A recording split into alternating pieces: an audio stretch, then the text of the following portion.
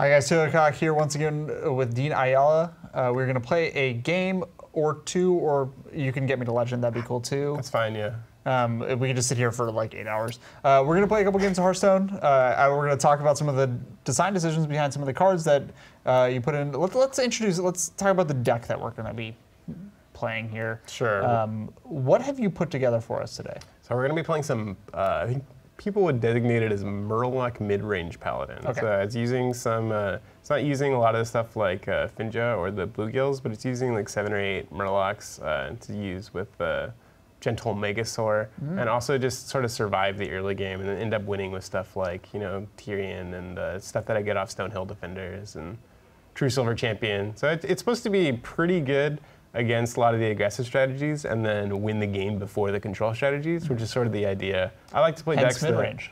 Yeah, I like to play decks that are pretty good against the whole field rather than things that have like super polarized matchups one way or the other. So it tends to be the kind of decks that I end up making. Cool, let's give it a shot. All right. So it's interesting that there's been a mid-range Murloc deck pop up because traditionally you consider Murlocs to be sort of the more aggro side of things. Right. Was that something that surprised you as you guys were watching the meta evolve a little bit? I don't think so. Like Finja existed previous to this, right? Yeah. So, and that was a lot of times people just have like this package of Murlocs. So I mean, the anything can happen deck was, you know, something that was like a super control like combo deck. But so that wasn't really an aggressive one either. We've got a Hunter, by the way. Hunter. So Hunter is probably one of the matchups that's hard. For this particular deck, I'm really glad we got it then. Yeah, super glad. Yeah. For this particular deck, we're good at like removing things like with equality and then sort of stabilizing from there. But Hunter and Zoo do a good job of sort of putting out like one threat after another over and over again, and they're also like fairly aggressive, like not as aggressive as say like Pirate Warrior, but it's pretty good against us. So, what are we gonna keep here? I mean, I was thinking the Stonehill and pitch the other two, but I am not the expert here. I think that I'm gonna keep the War Leader. We have Valfin Inquisitor, which is the 1-drop, and we have a couple 2-drop Murlocs. So I think putting those on and then, you know, having a chance to buff it up. Yeah, not drawing them is okay. Hopefully, like with Hunter is less consistent in the early game. So they're not always going to play stuff where you're in a ton of trouble by like turn 4. So you're probably looking to aim more for a trading style for this particular matchup. If it was Pirate Warrior, I might have kept Stonehill Defender, but most likely just pitch everything. Jeweled Macaw is not something that's a huge threat. Right. Unless you coin something else out. Yeah, coining Alley Cat is a little bit scary because then he can play Clever Razor Maw and give something like 4 attack or something like that, and that turns into a pretty huge problem. Especially since we don't have a lot going on here right now. There's Alley Cat. Oh, created by Jeweled Macaw. Perfect. Great. Yeah, Great. Really glad that happened. Great start. So from mana efficiency, would you summon a dude here, or would you? No, I mean you want to get the Murlocs going. Yeah, definitely want to play the guy. I mean, it trades pretty well into these. Yeah, of course. So, like he could Clever Razor Maw into like Poisonous or +3 attack, and that would be pretty good for him. But outside of that, there's not a ton of stuff to do. Like even the +1/+1 here is like it's kind of okay because at least we trade a little bit. I mean, there's some interesting well, there's that. We've already seen a couple new Hunter cards for Ungoro. Jeweled Macaw is sort of the reverse web spinner, and that's become sort of a little bit of a meme in terms of what was the decision behind making something that was not functionally identical but a very similar 1-drop for that particular for Hunter in particular. I mean when we looked at Web Spinner is a pretty like fun card I think to us. So making sort of the inverse of that, like we did that with a lot of cards like decks with cards that are slight variants on stuff that you know was pretty good in the past. So I think with Jeweled Macaw, like we looked at stuff like Web Spinner, like something it's harder to make 1-drops that aren't super aggressive because in general 1-drops tend to be something that you want to play on turn 1, and something that you want to play on turn 1 sometimes turns out to be like stuff like Flame Imp and Tunnel Trog, but like having less aggressive 1-drops, like cards that you can play in aggressive deck, but also cards that are pretty viable in a you know, like the more control-oriented or even combo-oriented strategies is what we look to do. So I think just having the inverse of Web Spinner here it's pretty good for our variety of stuff going on in the set. Web Spinner, ironically, would have been a pretty good thing to have in Un'Goro too, just because Hunter is does some death rattle stuff, so having Web Spinner would have done a lot of work here. But have you ever considered reprinting a card? Has that ever been something that has been like, maybe we should consider? Yeah, I mean, something we've definitely talked about it because you have to, right? Like I said, like Web Spinner, is a pretty good example of a card that I think would do a lot here. But there's a lot of things to consider when you're doing that, because I don't know if you would open it in packs or if people that had the old Web Spinner would just play the new Web Spinner, like probably. But there's a lot of unanswered questions there. It'd be cool to have two different art for the same card. Yeah, so you like the people that had it like old school. Like, look at my old school Web Spinner. That is super cool. Oh God, that's fun. It's not the word I was thinking of using for that scenario. Yeah, if yeah. I think that we can deal with this. Yeah, you seems okay for now. Like having, equality might be our only option here. Depends on what we get at, what we pick up. That's not exactly helpful. So if we play this, we're hoping to get poisonous only. Yeah, then that's a not 100% chance, which is less than ideal. So I mean. So the play here, I think, is just equality. When we kill the guy, and this guy's at 4-1, right? Sure. And if this guy's at 4-1 and we have a 1-1 in play, then the chances that he kills this 1-1, because there's not a lot of Hunter stuff that just kills a 1-1. If he bows, he's probably not going to want to bow the 1-1. He's probably not going to want to unleash the hounds this guy either. So he might keep it up, and if he keeps it up, we can play Spikered Steed next turn. But you're also thinking this guy isn't bad, so who knows? He could be bad. He could be. He could not know what to do here. But like this obviously isn't like a trade you're excited to make. Of course. But if this guy lives, I think worst case scenario we're looking at is Tundra Rhino, and he just kills the 1-1 off of it, and that would make us very, very sad. Tundra Rhino is another interesting card. That Kodo is not a card that I was expecting. Hello, friend. Tundra Rhino is an interesting card that did not see a whole ton of play previous to Un'Goro. I mean, it saw some play here and there, but for the most part, yeah, just gain a life back. Just do it.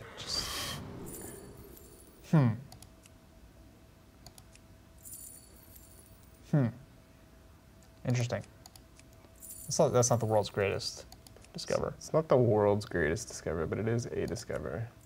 So I think we're just going to gain the 4 life back. Because we need to land Spikered Siege on something or we're going to lose the game. Yes. So. But yeah, there have been a few cards like that that have come back into the meta. I mean, I think the classic example is Stone Dusk Boar in Rogue, specifically Quest Rogue. Is it kind of cool to see some of these cards come back that were probably, I mean, even simple cards like that? What's it like being able to see some of these very old cards come back? I mean, it's cool for us. Like, it's funny. By the way, I think we're in trouble here. I think that we actually might be dead here. Yeah. So let me just do this. See if we get like a taunt creature or like a. We did. That's kind of a taunt creature. It's a taunt creature. I think I should have been more specific, right? But so we lost this one, but we'll try again. We're at the point where we can't lose stars, so we have a little bit of time to experiment. Are you calling me bad? No. Okay. I'm definitely not. This is my account, by the way. So for the record, it's not rank 20. See, it's rank 10. We can see here. There we go. I think that okay, we'll put the deck list over that so nobody can see right. my name and add me randomly. All right. Well, at least we can see here probably. Yeah. But in terms of seeing like old cards, that's always something that's pretty cool. Like in that specific scenario, Stampeding Kodo came from the Discover, but Stampeding Kodo in general has just been something that Paladins have been using for quite a long time now. Sure. And Midrange Hunter is actually, I think, the most popular deck that we have just in the meta. So I think that like having Stampeding Kodo in your deck is actually pretty reasonable. Right. A lot of people have been running, Tundra Rhino, but I think Stampeding Kodo is also just like a pretty good option. Stone Tusk Boar in particular is something that we're always playing internally. Stone Tusk Boar has broken so many designs. It's like the #1 design killing card. It's like having a 1-mana charge just having something that can attack immediately like works very, very well with a variety of like buffs and all kinds of stuff. So we've got a rogue here, by the way. I'm going to go ahead and assume it's quest rogue because I assume every rogue is quest rogue. How is that matchup for this particular deck? It's pretty even. Okay. You can get out in front pretty easily. So I'm going to mulligan for Miracle because it doesn't really.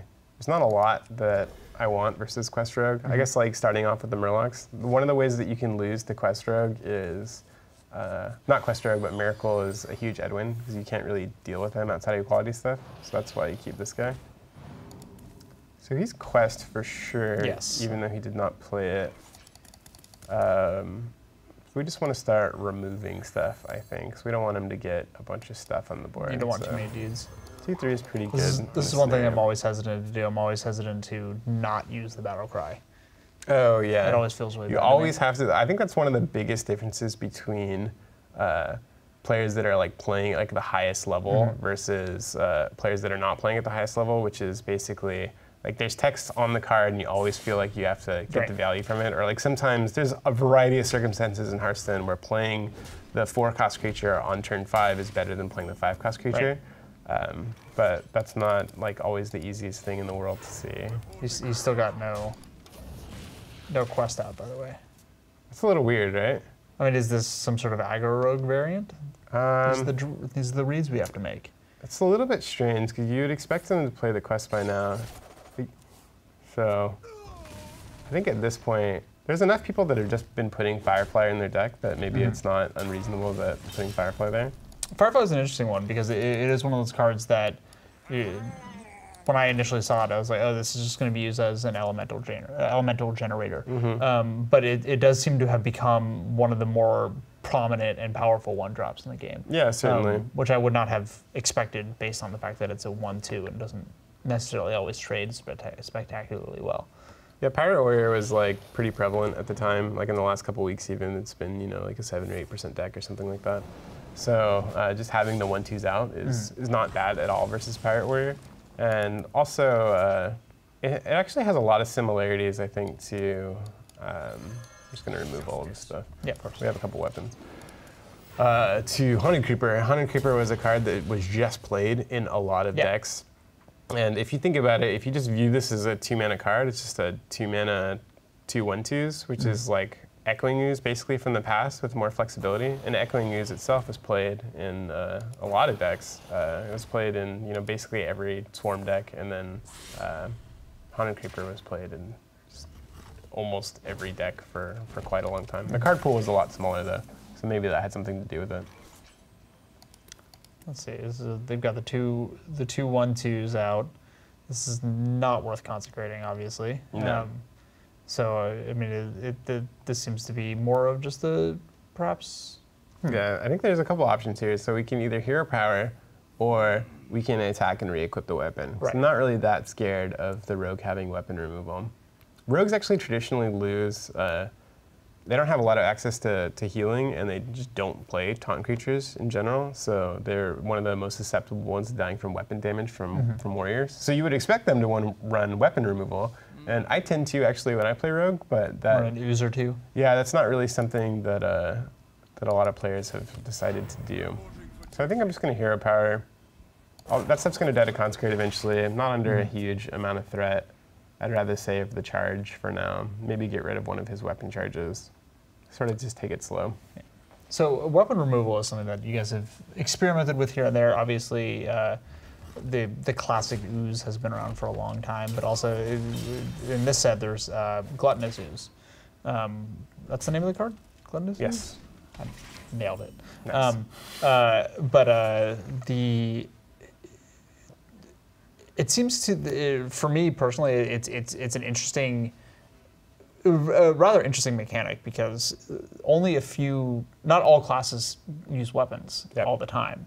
And it's a rare instance in Hearthstone where you run it basically effectively as a sideboard card, quote unquote. Yep. A card that is only good against specific matchups. But a lot of people, it's worth it on the ladder to run it just in case. Yep. Is that something that you guys are are you like a lot? Is that something that is, or is it just sort of a necessity of the game design as it stands today? Well, we were talking earlier a little bit about Quest Rogue, and it's like, where do you go? It's like, I'm frustrated, I'm losing to Quest Rogue. You know, if that's you, like, where do you go in the collection to help yourself with that? And I think one of the pitfalls of Quest Rogue is that the answer to that question is, like, I'm not sure to a lot of people. To the super hyper engaged people, like, they know, like, well, you know, Rogue naturally loses to, you know, damage from hand or aggressive stuff early in the game, or, you know, like some of the mid-rangey, like I would call them forward motion decks, we like to say. It's like the decks that just continue to do some amount of damage every turn. But having cards like, I'm losing 2 weapons, the answer to that question is a lot easier when you put, you know, stuff like Gluttonous Ooze and Acidic Swamp Ooze in the collection. And I'm losing to Secrets, and there's, like, cards like Eater of Secrets are extremely, like, very niche, but, you know, have shown up, like, even recently, actually quite a bit recently, because, like, Freeze Mage has been more and more prevalent. I'm a little confused as to what this Rogue is doing. Yeah, I'm not entirely certain what his deck is. I think we're just going to continue to do nothing. Just continue to make dudes. Yeah, because he's just going to keep killing him with his weapon, and we're going to keep taking damage. We can just play Ragnaros next turn, which is not... Could be worse. Not too bad. Rogues tend to have a hard time with it, or at least they used to. Valspine Slayer from Ungoro is... We wanted Rogues to be the best at single target removal, and Valspine Slayer was... it's an extremely powerful card on purpose, because that's what Rogues should be good at. Yeah, that card in particular was one of those where, at first glance, I was like, what is that?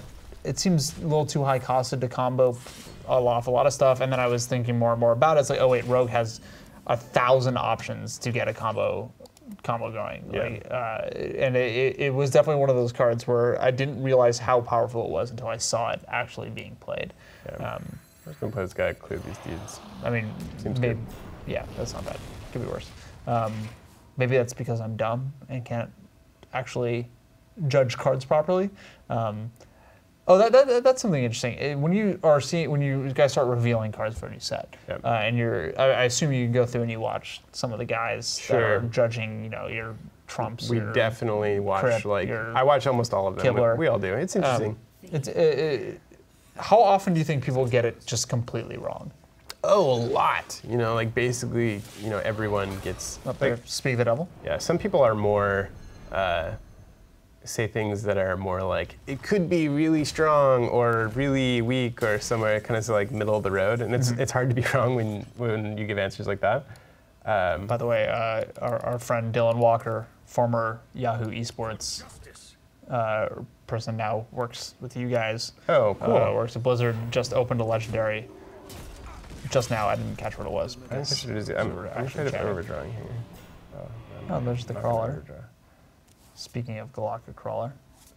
Yeah, Galactic Crawler is one of those Eater of Secrets style cards. It's like, I'm losing to pirates, what do I do? I run 2 of those in every single deck I play now. Yeah, Galactic Crawler is actually a pretty interesting topic too. Just because we want you to have answers in your deck for, like, I'm losing to this deck, so I can put some, you know, this card in.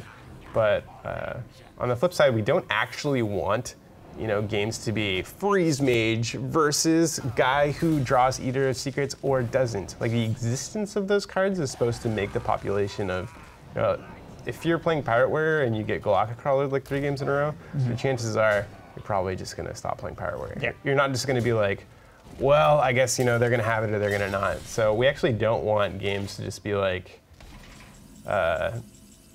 feel sort of coin flippy in that, like, they have the card or they don't.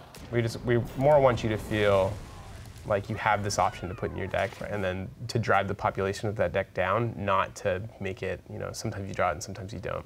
Cards like Tar Creeper are more targeted at, we actually do want this card to be showing up a lot. And I would say that Tar Creeper shows up, you know, more than Galactic Crawler now. That was definitely one of the most interesting cards in the new set. Is this seems less? I guess we have equality. It's not, doesn't really matter.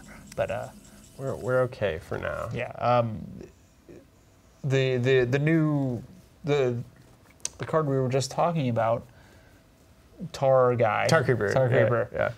It was really fascinating to me because it seems to be, it's one of the first cards in Hearthstone other than secrets, that really give you an option to do something on your opponent's turn, or at least impact the board in a different way on your opponent's turn. And that was a very rude move you just did to that guy. It's hard to talk and also play exactly. games. Yeah. But and that's something that Hearthstone has struggled with for a long time. Is that when you guys are designing for creating a card that works best on your opponent's turn, there has to be a lot of struggles figuring out how to balance that, right? Like, what are some of the ways that you guys figure out how exactly to make those cards work? I guess cards like Dirty Rat are cards that sort of interact with your opponent's stuff. Mm-hmm. So I think that like cards like that are super interesting to us to make. But in terms of like the cards that interact best in your opponent's turn, I guess like you're talking about cards like what, like Secrets? Are cards Secrets are cards that are interact in your opponent's turn, and those are like it's interesting to definitely have another Sunkeeper. Yeah, I'm sort of curious actually if I'm going to play Shield Bearer or not, because I think that we can just live forever, and our only risk is just dying to some like flat out huge combo. But I think that we'll probably just take Sunkeeper. So Secrets are really awesome in that they sort of change up the game in a way that is different than the way that you normally play Hearthstone. Yeah. And they also do a different thing where you have to hold a little bit more information than we like to do for the most part. It's like, hey, there's a mage secret. And a lot of the time, like, we want you to understand what's going on the Hearthstone board. And we go through great lengths to, try to add as much depth as possible without adding, a ton of complexity. So it's not you're looking at a board and there's, 3 keywords here, and this guy has an effect that's going off. Like I played a card and these 3 effects went off, and I'm like scrolling through looking at stuff. What's like, happening? What's going on? Yeah. So Secrets, require you a little bit to retain a little bit more information. Like it's like, oh, I have to know what all the secrets are now. So it's a trade-off for sure. Like when we're talking about like the stuff that I'm doing, or I'm trying to interact with my opponent, like when they're doing stuff. But it's sort of another layer of complexity that we try to be pretty careful with, because there's a lot of games that do stuff where you can interact with your opponent on their turn. Absolutely. Whereas we try to be careful with that. There's a lot. I think there's more space that we can go with, thinking about the things that you're going to do on your next turn without sort of diving into doing a lot of crazy stuff for like on my opponent's turn. And that's where Elementals came from. Yeah. Because that's another interesting topic of conversation we get into. We could just talk about the whole set while playing this one deck. It turns out. Just playing this one game. Yeah, this lone game of very slow, control-y Hearthstone, I guess. And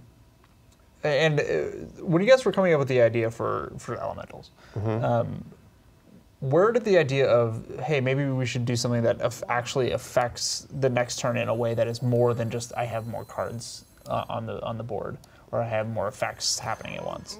Where did that concept come from? The concept for Elementals, yes? Yeah. Well, the concept for Elementals is basically like we had mechs from GVG, and mechs are good when you play a ton of them on the board, and they gain benefits sort of from each other. They're pretty similar to Murlocs, though. I think we recently actually did a postmortem on Goblins versus Gnomes, and we were talking about the things that we liked and the things that we didn't like about the set. And one of the things that I think that we could improve on, if looking back now, is that mechs felt pretty close to how Murlocs feel. They're sort of swarmy. They're not as swarmy. There's a little bit of difference, but you still play them sort of the same way. It's just, they're classic tribes. I mean, as is. Right. It's like I want to play all of these dudes, right? Yeah. Whereas when we made dragons, they actually play out quite a bit differently. Like you want to have like one sort of dragon at a time, and then when we're talking about making a new sort of like minion type, we wanted it to play out differently than that. So we didn't want it to be a swarmy type, and we didn't want it to be like you're just playing like the one dragon in your hand, and then you have all of these guys that you're just sort of playing every turn. But Elementals were about sequencing your turns. Yeah. So it was more so about like making gameplay that is interesting and different than the stuff that we've already done. So I mean, I guess that's really where that came from. Like the flavor aspect is a whole nother deal where we're thinking about like what's cool for Angora and what's not. But Elementals in general, we just thought were just like a different take on something that we. Like adding new minion types is pretty cool, and like having, oh, I'm gonna put all the Elementals in my deck and sort of see what happens. And like the balance between, you know, having enough elementals to trigger all of your stuff versus the cards that actually do the triggering. Right. Sometimes there's crossover where like the elemental is also the trigger, but sometimes there's not. Like Tolvir Stone Shaper, I think his name is, the 3/5 Divine Shield Taunt is insanely good, but it also, if you're going to play that on turn 4, it stops the chain of events from happening. It doesn't roll on. Yeah, so there's a lot of like sequencing, and if the opposing player knows like, oh, he did not play an elemental last turn, then you can also make like slightly different plays than you might have otherwise thought of. So are we going to do? I guess we should do Light Lord. You thinking Light Lord? I was considering Tyrion. I think Light Lord is better just because we're pretty far ahead. So one of the only ways that we can lose is to sap a bunch of damage. Like if those cards are like Sap, Leroy, Coldblood, I think we just lose. We're at 17. So like we lose very, very few ways. So there's basically, there's no way we're gonna lose from 25 with 4 cards in hand. It's just not gonna happen. So we're basically just like hedging across the worst case scenario. That would make sense. This is why I'm not very good at Hearthstone. But you are pretty good at Hearthstone. Rank 10 is very good. I get by. I forget what the percentages are, but it's like top 80, 85%. That's one thing that I think that we could probably do a little bit better on is just the way the numbers work out. Like, and the amount of people that you see sort of in Legend, like on Reddit or whatever, it's like, oh, this guy's Legend and this guy's Legend. Yeah, that's like, it can't be that hard, right? Yeah. So, but it actually is pretty damn hard. Having better way, because like if you look at the percentages of the game, you know, like League or Overwatch or Heroes or they're pretty explicit with. Yeah, I think you just know like I don't know what the equivalent is off the top of my head for Overwatch, but I mean like if you're a diamond player in Overwatch, you're like top 2%. I'm pretty badass, right? But I mean it's not even really that. I think, like I said, I don't know what they are off the top of my head, but I mean diamond might be like top 10%, and top 10% in Hearthstone is like rank 7, and feels better to say, you know, I'm diamond than it does I'm rank 7, but they are basically the same thing. So I think Hearthstone players tend to think that they're worse than they are, just because the numbers maybe, you know, aren't as sexy as they could be. But if you're rank 10, like you could equate that to be like maybe you're like a platinum, you know, Heroes player, League player or something. Yeah. And that you're like, hey, I'm pretty good, right? I am neither of those things. Yeah. So I mean. So what you're saying is this is my best game. What I'm saying is you're actually very good at Hearthstone. I'm okay, I get by. Hearthstone's hard. I actually watched my roommate and it sort of blew my mind. He was playing, it was a long time ago now, but I still remember the scenario where he had like he had a 1-drop in play, and then it was turn 3, he had 3 mana, and he had a bunch of cards, but 2 of them were Harvest Golem and Power Overwhelming. And so I just watched him, and I'm sitting there, and he Power Overwhelmings his creature, his like Flame Whip or something, goes face, and then life taps. And I was like, why did you kill your own creature? And then he's just sort of looking at the state of the board, and he's like, well, you know, like my health is this, and his health is that, and I did a lot of damage that turn. I'm ahead now. Right, because card advantage means nothing. I mean, yeah, it's like board advantage means nothing. You should, I mean, just throwing away your creature. Like eventually you're gonna have to reduce him to 0. Like the goal of the game is not to be ahead in life, and the goal of the game is to, you know, eventually reduce your opponent's life total to 0, which is not the easiest thing in the world to understand for a lot of people. Do we have, no, we don't have lethal. No, not quite.